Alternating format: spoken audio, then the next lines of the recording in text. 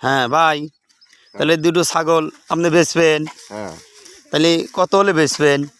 50 হ্যাঁ 50 কে একটু কম মম নেওয়া যায় না?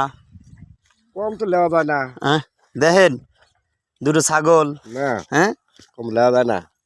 আরে ছাগল রে, এ রে বাবা। হ্যাঁ দুটো ছাগল আগে 50 নেবেন?